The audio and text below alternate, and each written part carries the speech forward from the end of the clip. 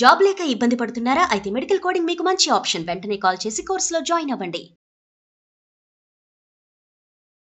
నమస్తే, welcome back to Suman TV. Present మనతో పాటు ఉన్నారు ప్రముఖ పండితులు సుభాష్ శర్మ గారు. నమస్తే అండి. శ్రీమాత్రే నమః. గురుగారు, మరి బంగారం వెండి ధరలు చూసుకుంటే ఒకరోజు పెరుగుతున్నాయి, ఒకరోజు తగ్గుతున్నాయి. అంటే యుద్ధ వాతావరణం ఒక చిన్న బ్రేక్ ఇచ్చింది 2 వారాలు. చెప్పగానే ధరలు పెరిగాయి, మళ్ళీ చూసుకుంటే తగ్గుతున్నాయి. మరి అసలు బంగారం వెండి ధరలు ఈ తగ్గడానికి పెరగడానికి అంటే సైన్స్ పరంగా అలా చూస్తే అలా ఉంది. మరి మీ ప్రకారంగా చూస్తే ఇవి ఎంతవరకు వెళ్తాయి? ఈ ధరలు 2026లో ఎందుకు ధరలు ఇలా ఫ్లక్చువేట్ అవుతున్నాయి అంటే? తప్పకుండా తెలియజేస్తున్నాను. ముందుగా వీక్షిస్తున్న ప్రేక్షకులందరికీ శ్రీమాత్రే నమః, శ్రీ గురుభ్యో నమః. యాదేవి సర్వభూతేషు మాతృరూపేణ సంస్థిత నమస్తస్సై నమస్తస్సై నమస్తస్సై నమో నమః. ఇక్కడ బంగారపు ధరలు అనేటటువంటివి స్టాక్ మార్కెట్తో ముడిపడి ఉంటాయి. కొన్ని దేశాల వారిగా ముడిపడి ఉంటూ ఉంటాయి. మనకు బంగారం అత్యధికంగా ఎక్కడి నుంచి వస్తుంది అని అంటే దుబాయ్ అండ్ ముంబై, అంటే ముంబై నుంచి దుబాయ్ నుంచి మనకు బంగారు ఇంపోర్ట్ అండ్ ఎక్స్పోర్ట్ అవుతూ ఉంటుంది. అయితే విశేషంగా ఇక్కడ ఏమిటి అని అంటే కనుక ఎంత సైన్స్ ప్రకారంగా చూసుకున్నా, అకార్డింగ్ టు ఆస్ట్రాలజీ ప్రకారం చూసుకుంటే గ్రహగతులను పట్టే మనకు ప్రపంచంలో ఏ లావాదేవీలైనా, ఏ స్టాక్ మార్కెట్ అయినా, లేదు ఏదైనా నడవాలన్నా according to astrology planetary position. అయితే ఇక్కడ మనం ప్లానటరీ పొజిషన్ ఆధారంగా చూసుకుంటే యుద్ధ వాతావరణం ఒక కారణం అయితే అకార్డింగ్ టు ప్లానటరీ పొజిషన్ కూడా ఒక ఆధారం అవుతూ ఉంటుంది. ఎందుకు అని అంటే గనక గతంలో మనం 2025లో నాటికి చూసుకుంటే గనక మనకు జనవరిలో 75 నుంచి 78 వేల వరకు ఉండేటటువంటి బంగారము ఆగస్టు వచ్చేసరికి దాదాపుగా ₹1,00,000 అయిపోయింది. సెప్టెంబర్ ఆర్ అక్టోబర్ ఆ మధ్య కాలంలో చూసుకుంటే 1,30,000 వరకు చేరుకుంది. 2026 జనవరి నాటికి చూసుకుంటే దాదాపుగా 2 లక్షల వరకు చేరుకుంది బంగారం. మళ్ళీ ఒక్కసారిగా తగ్గిపోవడం ప్రారంభమైంది. అంటే 2 లక్షలు ఉన్నటువంటి బంగారము ఇప్పుడు ఈ 1,54,000 ధరలో ఆగిపోయినడం జరిగింది. ఎందుకు ఇట్లా ఫ్లక్చువేట్ అవుతుంది అని అంటే గనక ఎప్పుడైతే అంటే ఈ యొక్క గోల్డ్కు సంబంధించి కానీ, ఆర్థిక లావాదేవీలకు సంబంధించి కానీ నవగ్రహాలలో గనక చూసుకుంటే గురువు కారణమవుతాడు. బృహస్పతి అనేటటువంటి గ్రహం ప్రస్తుతానికి ఇప్పుడు మనకు మిథున రాశిలో సంచారం జరుగుతుంది. కర్కాటకంలోకి ఎప్పుడైతే అడుగు పెడతాడో మళ్ళీ బంగారపు ధరలు ఆకాశానికి అంటుతాయి. ఇది నేను ప్రతి ఒక్కసారి చెప్తూనే వస్తున్నాను. బికాజ్ ఎందుకు అని అంటే గనక ఎప్పుడైతే గురువు మిథున నుంచి కర్కాటకంలోకి వక్రీకరించాడో ఎప్పుడు మనకు జనవరి మాసంలో, అప్పుడు జనవరిలో ఏమైంది అంటే సంక్రాంతి అయ్యింది అని అంటే కనుక 15 రోజుల్లోనే దాదాపు బంగారపు ధర 2 లక్షలకు చేరుకుంది జనవరిలో. ఎప్పుడైతే మళ్ళీ గురువు కర్కాటక నుంచి మిథునంలోకి మళ్ళీ వక్రీకరించాడో మళ్ళీ తగ్గడం ప్రారంభమైంది. యుద్ధ వాతావరణాలు విపరీతంగా మొదలైపోయాయి ఫిబ్రవరిలో గనక చూసుకున్నట్టయితే.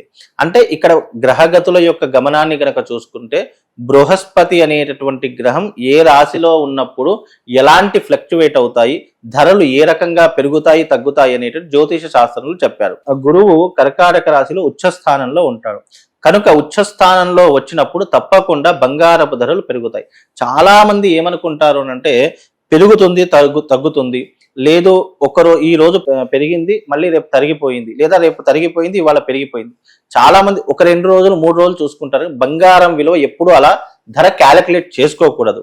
బంగారపు ధర ఎప్పుడు ఎలా క్యాలిక్యులేట్ చేసుకుంటావు అంటే ఇన్వెస్ట్మెంట్ పెట్టేది ఉంది అని అంటే గనక నీ జీవితంలో ఈ సంవత్సరం బంగారం మీద ఎంత ఇన్వెస్ట్మెంట్ పెడతావో అంత ఇన్వెస్ట్మెంట్ పెట్టు. అది ఈ రోజు 54,000 ఉందా, 56 ఉందా, 59 ఉందా, లేదా 2, ఇవన్నీ నీకు సంబంధం లేదు.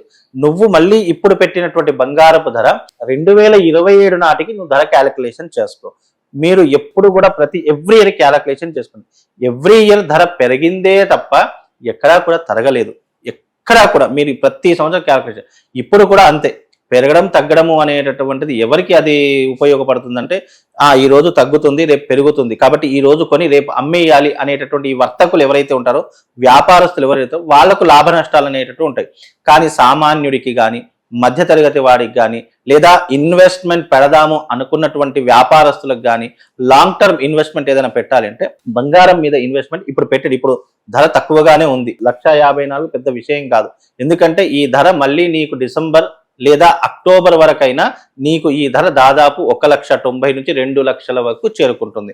అంటే ఆల్మోస్ట్ 50,000 నీకు పెరిగింది. తులం మీద 50,000 పెరిగిందంటే ఒక 10 తులాలు తీసుకున్నా దాదాపు 5 lakhs పెరుగుతుంది. నువ్వు దేంట్లో ఇన్వెస్ట్మెంట్ పెట్టినా అంత ట్రాన్సాక్షన్ నీకు జరగదు. కాబట్టి ఈ రకమైనటువంటి ఇన్వెస్ట్మెంట్ ఆలోచన చేయండి. ఇప్పుడు 100% యుద్ధ వాతావరణం వల్ల ధరలు అనేటటువంటి పెరగడం తగ్గడం అనేటటువంటి జరుగుతుంది.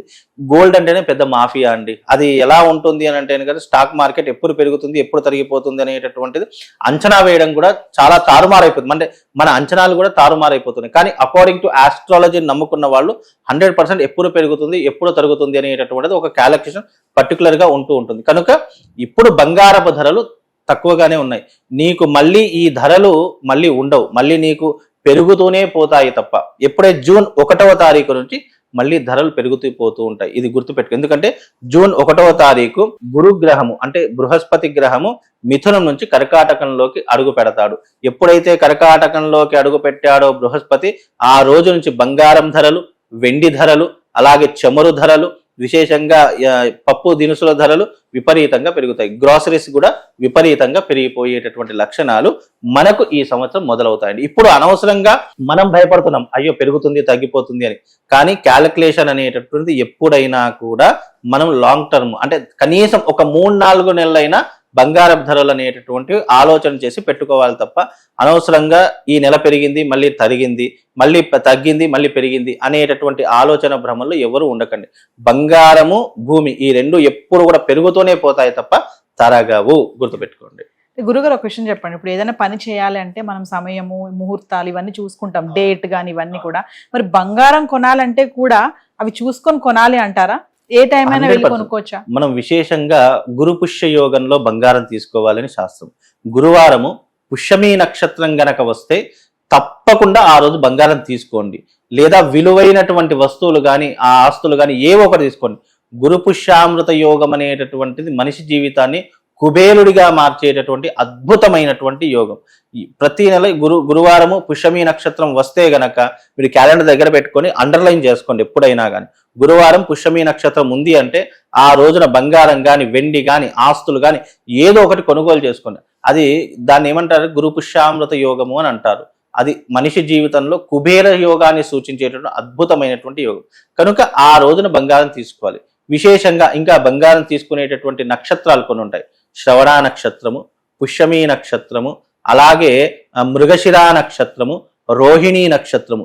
ఈ నక్షత్రాల్లో గనక బంగారం తీసుకుంటే వాళ్ళ బంగారం తరగదు. ఇప్పుడు అక్షయ తృతీయ అని అంటుంటారు కదా, ఆ అక్షయ తృతీయ కొన్ని నక్షత్రాల్లో తీసుకుంటే బంగారం అమ్ముకోవడం కానీ తాకట్టు పెట్టేటటువంటి విధానాలు కానీ మన జీవితంలో రాకుండా మనకు ఆర్థిక పరంగా కాస్త స్ట్రాంగ్ గా ఉంటాయని శాస్త్రం అమ్మా.